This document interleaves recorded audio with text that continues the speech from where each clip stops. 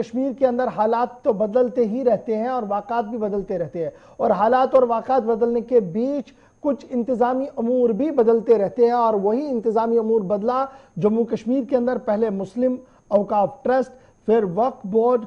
پھر کاؤنسل بنا، اور پھر بیچ میں وقف بورڈ کی بھی خبر آئی، اور اب خبر جو سامنے آ رہی ہے وہ یہ ہے کہ وقف بورڈ کے اندر بڑے پیمانے پر جو ہے وہ ری آرگنائزیشن ہو رہی ہے۔ اس کو دیکھا جا رہا ہے کہ وہاں کا جو ایچ آر ہے وہ کیا صحیح ہے نہیں ہے، اور کس طریقے سے آگے کام کیا جائے، اس حوالے سے گفتگو اور کئی چیزیں جو وہ چل رہی ہیں۔ اور گزشتہ دنوں سے 2-3 باتیں کافی ہائی لائٹ ہو رہی ہے کہ وقت کی املاک پر جن لوگوں نے قبضہ کیا ہے ان سے وہ واپس لیا جائے گا، اور اس پر کوئی بھی کمپرومائز نہیں کیا جائے گا۔ یہ ڈاکٹر درخشاں اندرابی کا بیان آیا تھا جو کافی ٹرول اور کافی زیادہ وائرل ہے اس وقت سوشل میڈیا پر۔ اس پر ذرا گفتگو کرتے ہیں، اور وقف بورڈ کے اندر کیا کچھ چل رہا ہے اس پر، اور کیا کچھ ویو پوائنٹ ہے، اور کیا کچھ فیوچر پلاننگ ہے، اس کو جاننے کی کوشش کریں گے۔ اس وقت سری نگر چلیں گے جہاں سے اس پروگرام میں ہمارے ساتھ جوائن کر رہی ہیں ڈاکٹر درخشاں اندرابی، چیئرپرسن ہے وقف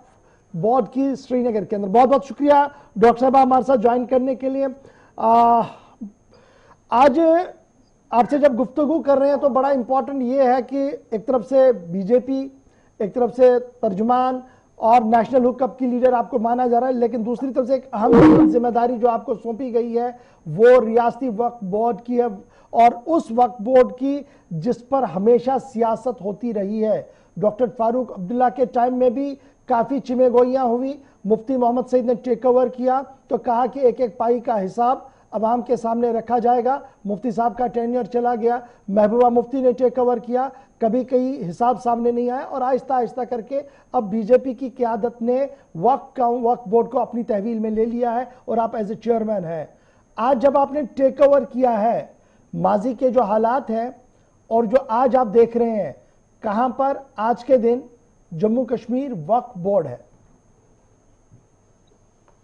شکریہ گوہر صاحب، آپ وقتاً فوقتاً ہر ایک مسئلے کو ابھارتے ہیں، اور وہ مسئلے ہمیشہ عوام کے ہوتے ہیں۔ آج وقف بورڈ، جموں کشمیر وقف بورڈ جو نئے سرے سے تشکیل دیا گیا،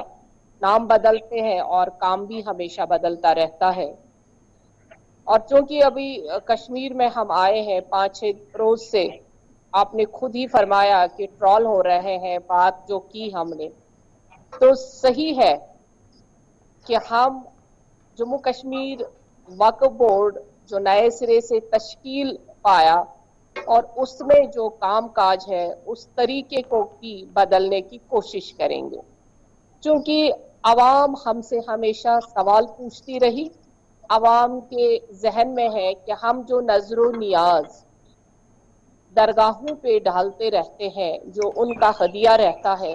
اس کا کیا کیا جاتا ہے، اکثر لوگوں کے من میں اور میڈیا کے پاس یہ سوال ہمیشہ رہتے رہے۔ ہم آپ کے ذریعے سے کہنا چاہتے ہیں کہ آج تک بھی جو کام ہوئے ہیں ان کا لوگوں کے سامنے کس قدر اور کس طریقے سے اس کو پیش کیا گیا یا اس کا آڈٹ کیا گیا، ہمیں ابھی تک بھی معلوم نہیں ہے، کیونکہ ابھی ہماری بورڈ میٹنگ نہیں ہوئی۔ لیکن جہاں تک ہم ہر ایک شرائن پہ جا رہے ہیں، ہر ایک درگاہ پہ جا رہے ہیں، اور ہم نے پہلے دن سے ہی یہ کہا کہ ہم آن لائن سسٹم کریں گے۔ آن لائن میں کیا ہوگا کہ جو بھی ہوگا اس میں سیدھے وہ بینک میں جائے گا، اور اب ہماری مائیں بہنیں ہیں اور کچھ ہے جو جب تک وہ درگاہ پہ حاضری نہیں دیں گے تب تک ان کے دل میں، ان کے من میں تسلی نہیں ہوگی کہ ہم نے اپنا نذرانہ پیش کیا۔ ان کے لیے بھی وہ سہولت فراہم رہے گی، کیونکہ ایک دم سے ہر ایک چیز نہیں بدلتی ہے، لیکن جب ارادہ صحیح کیا ہو اور ارادہ پختہ ہو کہ اب ہم نے شفافیت لانی ہے تو وہ لا کے ہی رہیں گے، اور انشاءاللہ الرحمن یہ شروع ہو گیا ہے۔ کل آپ نے دیکھا ہوگا سعید صاحب کے آستانے میں جب سیف کھولی گئی تو ہم خود وہاں پہ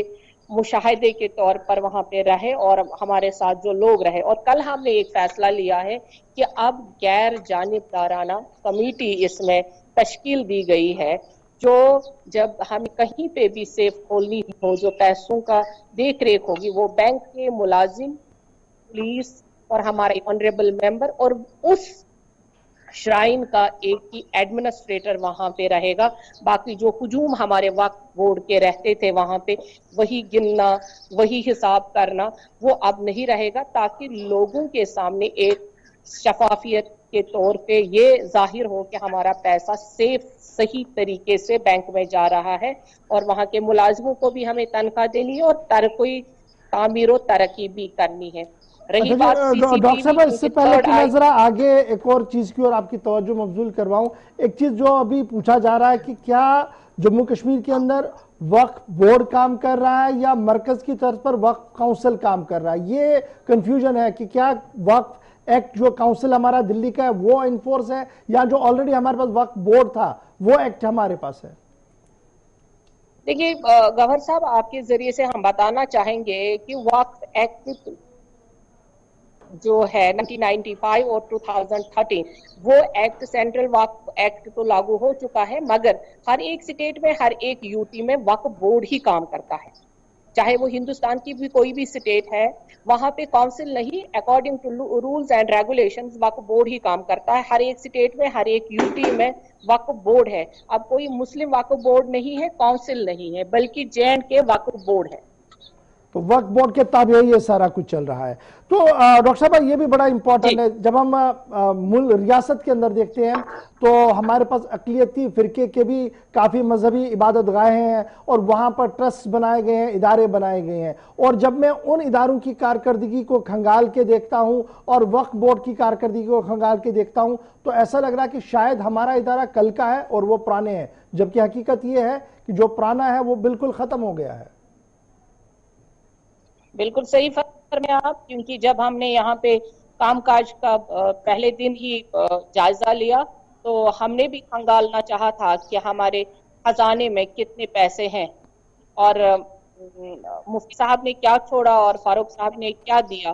तो लगा कि हम तो बिल्कुल ही, जो आपने कहा कि हम बहुत नए लग रहे हैं वहां पे, क्योंकि हमारे खजाने में ऐसा कुछ असासा नहीं है जो हम लोगों के सामने रखें और कहें कि ये हमारा असासा है, ये हमारे पैसे है या जमा पूंजी है। जमा पूंजी है हमारे पास, ऐसा कहीं नहीं दिखा। लेकिन हम अब इंशाअल्लाह जब हम बोर्ड मीटिंग अभी 2-4 रोज के बाद करेंगे, उस वक्त लोगों के सामने रखेंगे कि पिछला हमारे पास क्या है और नया हमारे पास क्या रहेगा, उसका हिसाब भी। और जो हमने कैंसर हॉस्पिटल का यहाँ पे निर्माण करना है, जिसकी तामीर फिर से शुरू हो जाएगी, क्योंकि यहाँ पे कैंसर हॉस्पिटल नहीं है और कैंसर के मरीज इस कदर बढ़ रहे हैं। हमने इसीलिए सोचा कि वक्फ बोर्ड का एक कैंसर हॉस्पिटल जम्मू कश्मीर में तामीर हो, ताकि यहाँ के मरीजों को भी इलाज मिल सके।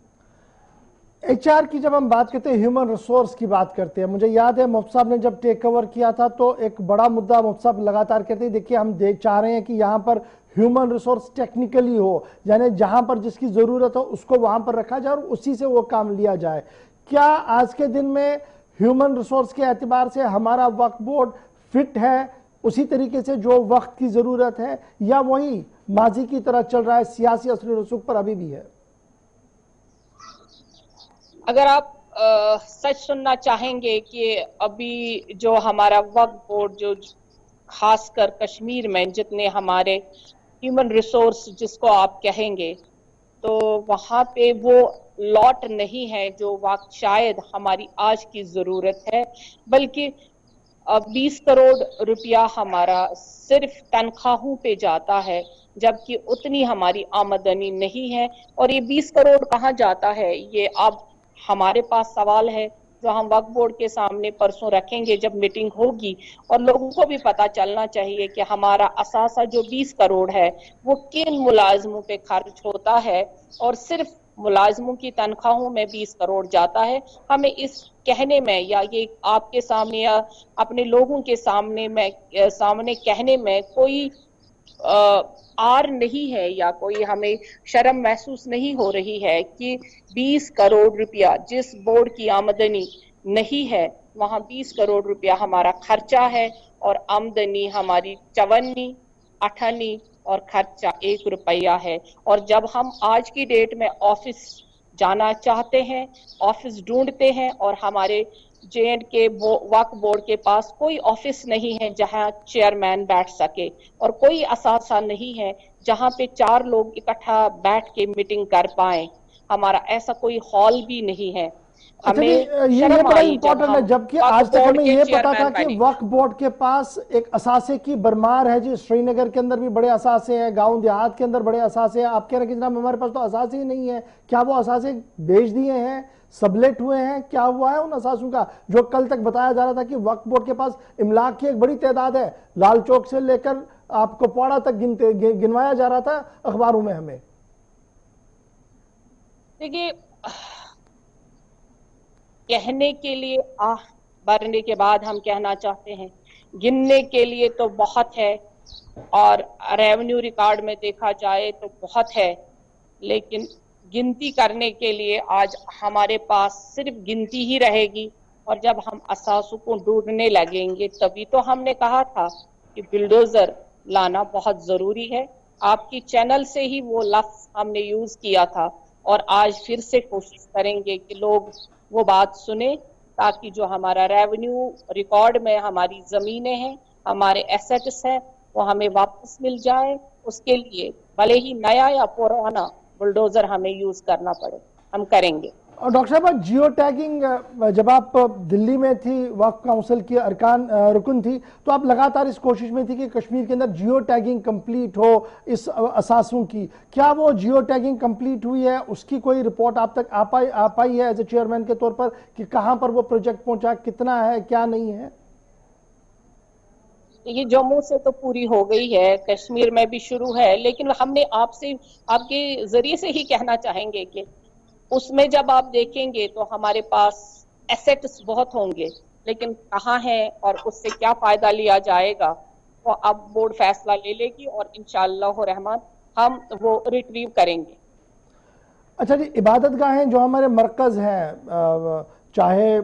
खानकाह मौला श्रीनगर की बात करें, चाहे दरगाह हजरत बल की बात करें, और दीगर बुक्का जात की बात करें, तो वहाँ पर भी ये शिकायतें हैं ज़ायरीन की, जनाब इतना पैसा आ रहा है लेकिन जो बुनियादी सहूलियत होनी चाहिए वो वहाँ पर नहीं है। जैसे कल आप गए हैं बाबा ऋषि की आस्थान आलिया पर, तो वहाँ पर आपने खुद भी देखा होगा कि अगर रात को किसी को रुकना है तो आपके इदारे की तरफ से एक तो छोटी सी कोशिश भी वहाँ पर नहीं है कि कैसे वो ज़ायरीन रात भर वहाँ रुके, मासिवाय इतना कि एक कमरा बनाया गया है और जिस कमरे में शायद ही कोई रुक पाए। वही हर जगह हमें यही शिकायत मौसूल हुई है, और इन्हीं शिकायतों को, क्योंकि हमने आपके जरिए भी, क्योंकि हम यही कह रहे हैं कि मीडिया हमारी थर्ड आई है और पिलर है, आपके जरिए ही असल बात सामने आती है, लोगों के भी और हमारे सामने भी आती है, इसके लिए शुक्रिया। लेकिन ये सारी चीजें हैं, हम ये नहीं कहेंगे कि नहीं है, ये शिकायतें हैं और ये हमारे पास कोताहियां हैं। इन्हीं कोताहियों को ठीक करने के लिए वक्फ बोर्ड बना है, और इन कोताहियों को हम दूर करने के लिए जल्द अज जल्द कोशिश है और कोशिश करते रहेंगे, और आपके सामने बाज़ाब्ता एक हिसाब लेके आएंगे, और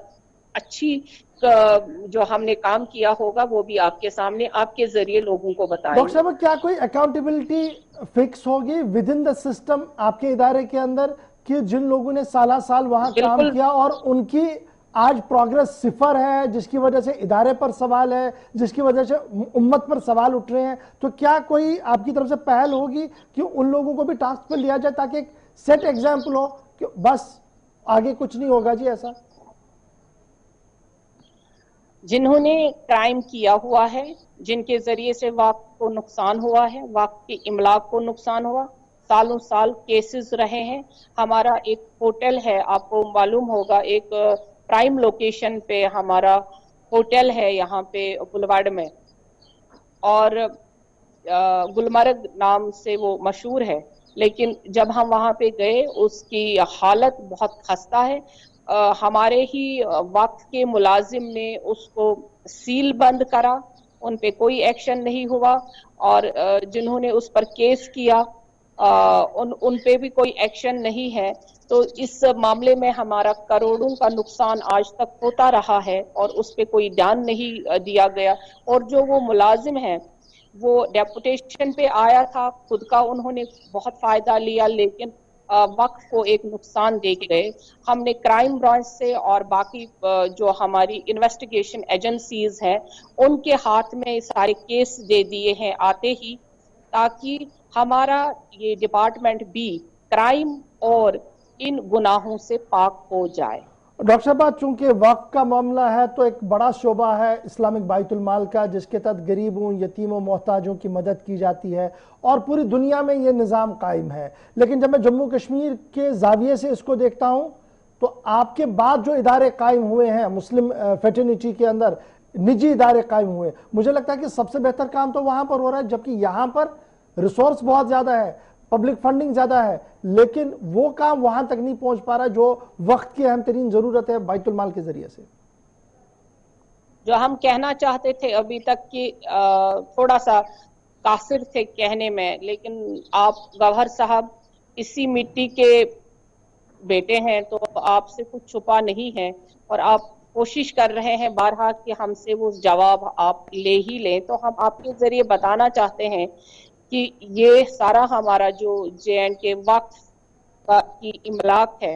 ये सारी सियासत की नजर आज तक हो चुकी है। अदरवाइज 20 करोड़ जो हमारा बैतुल माल से पैसा आता है वो कहाँ जाता है? क्या हमारे पास ये इंडस्ट्री थी कि इसमें 20 करोड़ का पैसा हमें देना था और हमारे सारे दरगाह जितने भी हमारे हैं और जितनी भी हमारी श्राइन्स हैं, जितना भी हमारा इमलाक है, वो शैबी हालत में आज तक होता और आज तक हम उनकी मरम्मत नहीं कर पाते। अगर हमने उस पैसे को बचाया होता और सही मुलाजिम, सही एम्प्लॉय हमने वक्फ में नस्ब किए होते, वहां पे उनको मनसब दिया गया होता, तो शायद आज ये हालत नहीं होती, आपका सवाल नहीं होता और मैं तो क्या बाहर का दरवाजा किसी को दिखाया जाएगा डॉक्टर साहबा? बिल्कुल, इंशाअल्लाह रहमान बहुत जल्द आप देखेंगे कि जिनकी जरूरत वक्फ को नहीं है, जिन्होंने नुकसान पहुंचाया है, और उनसे एक तो वसूली भी की जाएगी और उनको दरवाजा भी दिखाया जाएगा। एक आखिरी चीज बड़ा इंपॉर्टेंट है, वो है एजुकेशन का निज़ाम। और निज़ाम एजुकेशन में सबसे बड़ी बात है कि बुनियादी तौर पर इस्लामिक तालीम को फ़रोग़ देना है, साइंस टेक्नोलॉजी की और नौजवानों को राग़िब करना। और सबसे पुराना इदारा मदीनतुल उलूम, मेरे ख्याल से आपकी नोटिस में आ गया होगा कि मदीनतुल उलूम के अंदर आज कितने बच्चे हैं, और मदीनतुल उलूम के बाद जो शहर और गांव देहात के अंदर इदारे बने, जो मुख्तलिफ तंजीमों ने बनाए, वहां पर कितने बच्चे पढ़ रहे हैं। ये ज़वाल पजीर श्रीनगर का इदारा इतना बड़ा, इसका जवाब हम पेंडिंग में रखते हैं, इल्तिवा में रखते हैं, क्योंकि इसका जवाब हमारे पास नहीं है। आपने सवाल पूछा और हम वैसे ही पॉलिटिशियन की तरह जवाब नहीं देंगे कि हमें मालूम है। हमने आपसे सुना, जवाब खोजने के बाद आपके साथ रूबरू होकर आपको जवाब दे देंगे। बहुत बहुत शुक्रिया डॉक्टर साहबा हमारे साथ ज्वाइन करने के लिए, वक्त निकालने के लिए और थोड़ी सी बात करने के लिए कि आखिर क्या कुछ रियासती वक्फ बोर्ड के अंदर हुआ है, जहां पर आज तक हमें यह पता था कि हजारों करोड़ रुपए के एसेट्स है, लाखों रुपया हर साल आता है, हर महीने आता है और उसे बांटा जाता है। लेकिन पता लगा कि सियासत की नजर पहले भी था, तब भी था, और अब आगे क्या होगा इसका इंतजार करना होगा। चलिए जी।